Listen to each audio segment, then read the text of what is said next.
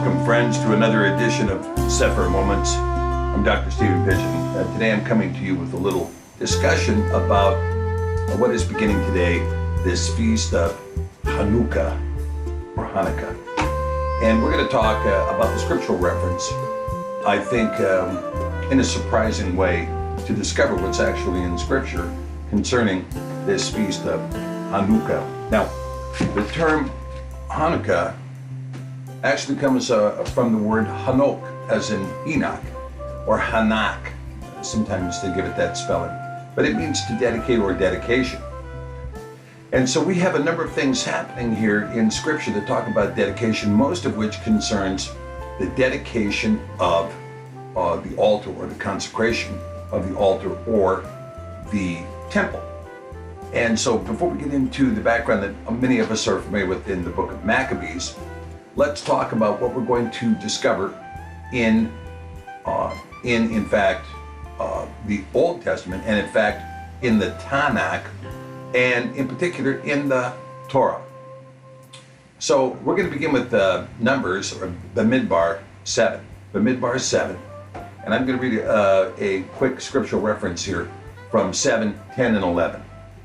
And the princes offered for dedicating of the altar in the day that it was anointed. Even the princes offered at their offering before the altar. And Yahweh said to Moshe, they shall offer at their offering each prince on his day for the dedicating of the altar. Now, in both cases, the word there for dedicating of the altar is Hánuka, Hánuka, based from Hanok or Hanuk, Hanak. And so we're going to have here in Numbers, Bamidbar 7, verses 10 to 11, we're going to have this instruction from Yahweh to Moshe saying, all of the princes of the tribes on their day shall make an offering of dedication to the altar. Now, how many princes do you expect that there might be of the tribes of Yasharel in the desert at this time? Understanding that the tribe of Ephraim would stand in for the tribe of Joseph or Yosef. Well, the answer is, let's see here, how many tribes were there? Oh, there were 12 tribes. And each is going to offer on his own day. So what we see here, for lack of a better term, is the 12 days of Hanukkah. And if you look closely, you'll see on those 12 days of Hanukkah, nobody offered a partridge and a pear tree, but it was not uncommon to offer gold and silver among these princes. So to accomplish this dedication, we see that the chief leader of the armies of Yasharel, Nachshon, who was also the chief leader of the tribe of Yehuda, made an offering on the first day. Then Netanel of Yishakar made an offering on the second day. Eliab of Zebulun made an offering on the third day. Elitzur of Reuben made an offering on the fourth day. Shelumiel of Shimon made an offering on the fifth day. Eliasaph of Gad made an offering on the sixth day. Elishama of Ephraim made an offering on the seventh day. Gamaliel of Manasseh made an offering on the eighth day. Abidan of Benjamin made an offering on the ninth day. Akietzer of Dan made an offering on the 10th day. Pagiel of Asher made an offering on the 11th day. And Akira of Naphtali made an offering on the 12th day, the 12 days of Hanukkah. Well, who knew that was there? All right. Now, we see also that what's going to take place here is going to be a dedication, ultimately, of the temple. And we'll see that Hanukkah is going to appear again when Solomon puts together his temple for the first time. However, we have a little bit of a prophecy here that I think is kind of interesting.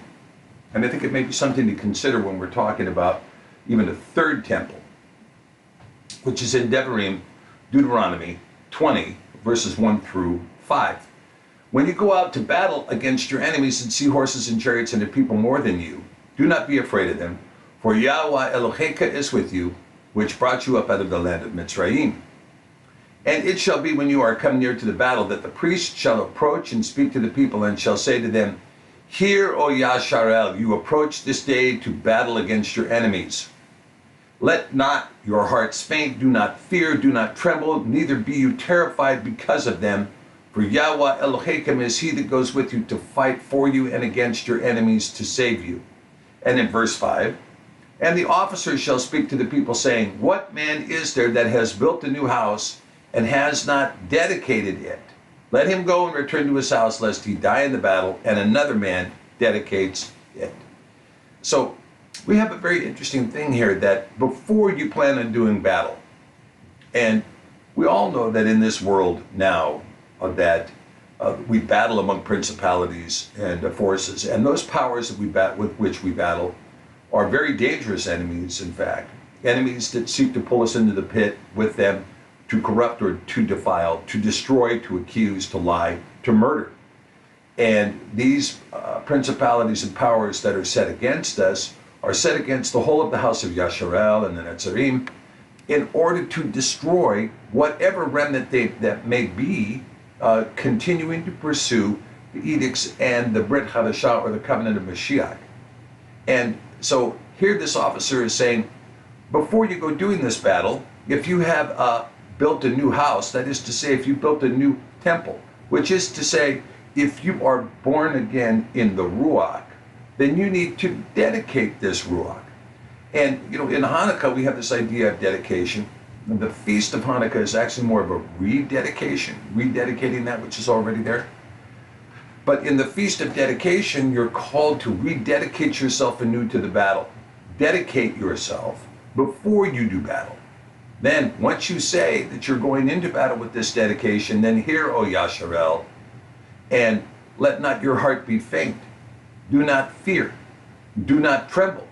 Neither be you terrified because of your enemies. Okay? It's a good prophecy. And the word there, in terms of dedicating your house, is Chanak, which is, of course, the root of Chanukah.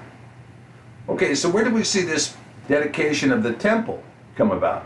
Well, we see the dedication in Devri Hayamim Sheni, which is to say, 2 Chronicles, in chapter 7, verses 8 through 11, where Solomon is going to dedicate the construction, the finalizing the construction of the first temple, possibly the only temple, in terms of a physical building that was actually sanctified. But that's another story. But also at the same time, Shalomah kept the feast, that is the Hag, 7 days, and all Yasharel with him, a very great assembly, from the entering in of Hamat to the river of Mitzrayim. And in the 8th day they made a solemn assembly, for they kept the dedication, the Chanukah, of the altar 7 days, and the feast, the Hag, 7 days. And on the 23rd day of the 7th month, that is on the 23rd of the 7th month, he sent the people away unto their tents, glad and merry their heart for the goodness that Yahweh had shown to David and to Shalomah and to Yasharel his people. Thus Shalomah finished at the house of Yahweh, and at the king's house, and at all that came into Shalomah's heart to make in the house of Yahweh, and in his own house, he prosperously effected.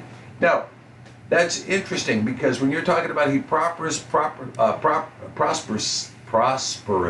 effected, you're talking about Shalomah doing something to prosper all of those who had come to the temple for this dedication. In other words, the king dispersed something. Now in this case, given all the bulls and everything else that was slaughtered, it was probably leftover meat. I mean, that would be my guess. But there may have been other things there that were also gifted to the people, because he made a great celebration. But you see here that what we're talking about is the Hanukkah, a dedication of the temple, and that the feast, Chag, was of 7 days, ending on the 23rd. The 23rd, of course, would be the 8th day, which is consistent with beginning the feast on the 15th of the month, which is the direction in Leviticus to keep the feast of Sukkot, to keep the feast of Sukkot on the 15th day of the 7th month, and then to keep that feast until the 23rd, the 8th day, which would be Simchat Torah. Okay, so we see here that this feast, this dedication of the temple, happened on what has been identified by Moshe in Leviticus 23 as Sukkot. And nonetheless, he is referring to the feast as a dedication of Hanukkah. So even though Sukkot was the feast, they had Hanukkah, the dedication of the temple. And as part of that dedication, all in his own house, all of those who came to celebrate in the house of Yahweh and in their own house, shaloma, prosperously affected. Okay, now let's get into a little bit of the history of this feast that we're talking about here that takes place on the 15th day of the 7th month. And this comes from Vayikra, or Leviticus 23, verses 39 through 43. Also in the 15th day of the 7th month, when you have gathered in at the fruit of the land, you shall keep at a feast, a hag, to Yahweh 7 days. On the first day shall be a Shabbat, and on the 8th day shall be a Shabbat. Now wait a minute, didn't he just say that the 7 days is the feast? But now we have an 8th day in here. And you shall take on the first day the boughs of goodly trees, branches of palm trees, and boughs of thick trees, and willows of the brook, and you shall rejoice before Yahweh Elohim 7 days.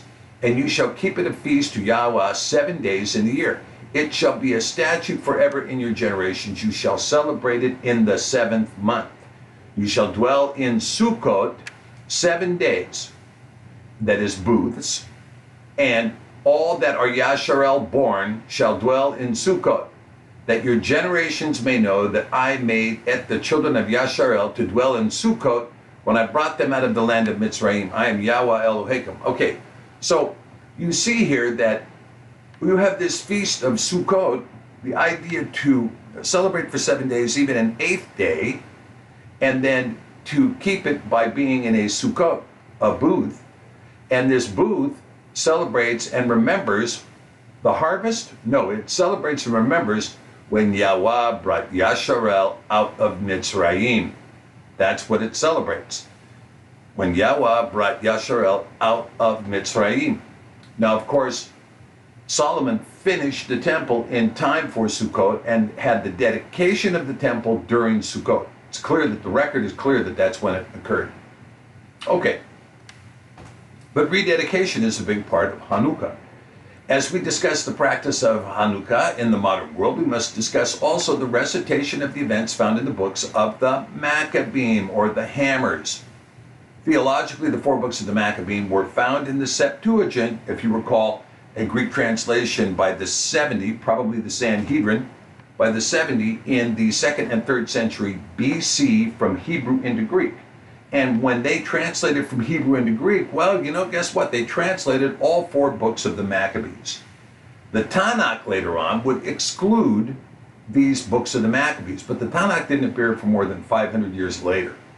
And I personally believe that the Maccabees were excluded because there was such a great dislike for Shimon Maccabee and some of the things that Shimon Maccabee did, ultimately which resulted in the end of the Hasmonean kingdom and the control of the Holy Land by Rome, which was fully ensconced and fully in place, even during the tenure of Caesar Augustus.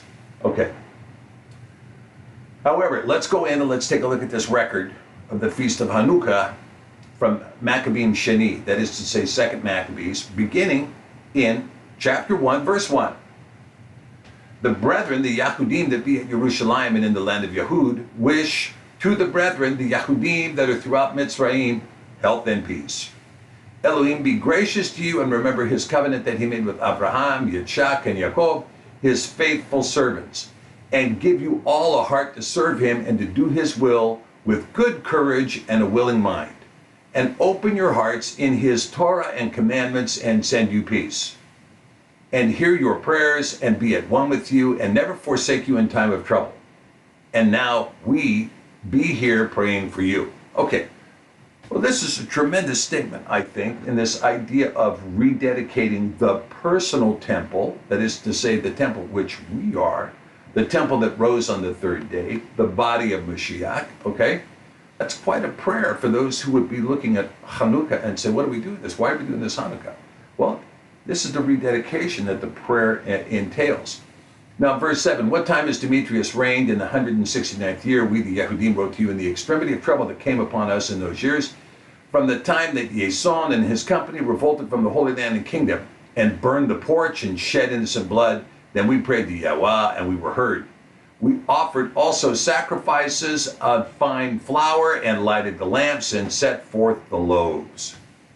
And now see that you keep the feast of Hanukkah in the month of Kislev. Now, of course, Kislev is the Babylonian name for the ninth month, And the 9th month now is going to be 2 months beyond the Feast of Sukkot.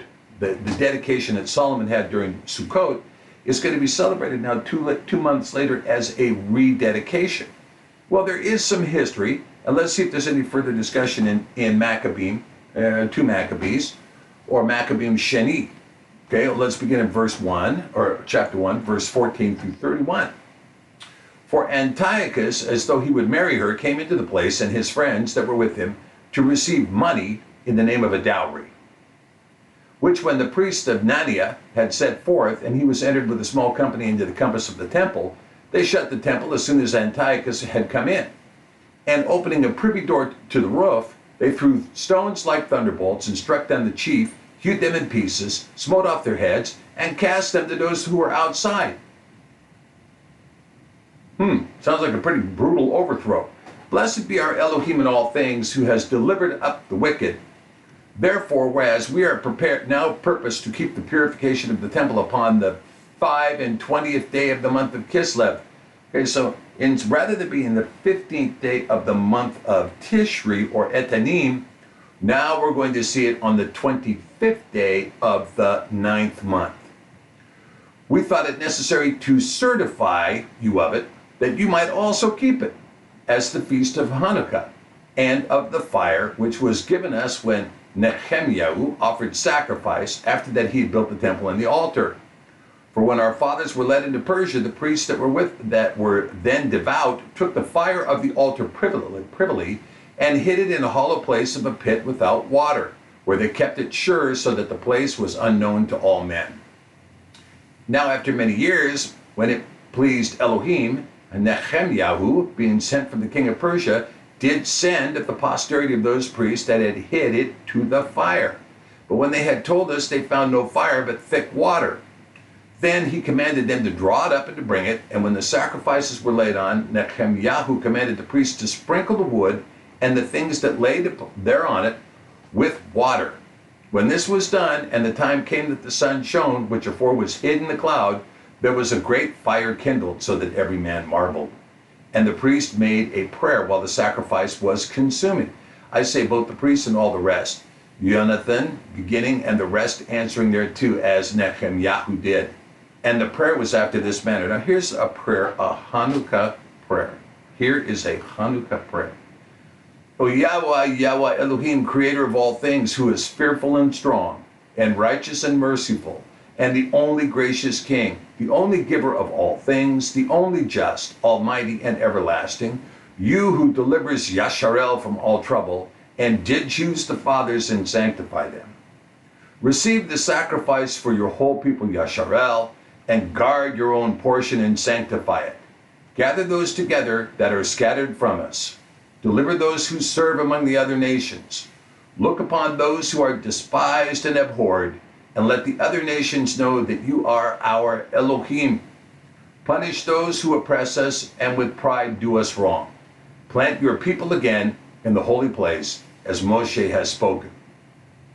And the priests sang psalms of thanksgiving. Now when the sacrifice was consumed, Nehemiah commanded that the water that was left to be poured on the great stones. When this was done, there was kindled a flame, but it was consumed by the light and shined from the altar. Okay. Now here we have this idea that you had this flame, this kind of eternal flame, and they talk about it more in Maccabees being what would later would become naphtha. And so that this flame was incapable of being put out. Now, the story about lighting the candles, and they only had enough oil for one candle, and then it was lit later, that does not appear in Maccabees, and it is not a story that is consistent with the scriptural recitation of Hanukkah. However, as we saw in the original dedication by Shalomah of the first temple, he caused all of the people there to be prosperously affected. Well, listen to this in Maccabees Sheni, 2 Maccabees 1, 33 through 35. So when this matter was known, it was told to the king of Persia that in the place where the priests that were led away had hid the fire, there appeared water, and that Nehemiah purified the sacrifices therewith. Then the king, enclosing the place, made it holy, after he had tried the matter. And the king took many gifts and bestowed it on those whom he would gratify.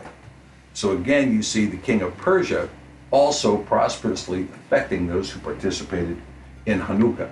So this is the story of Hanukkah as given to us in the Maccabees.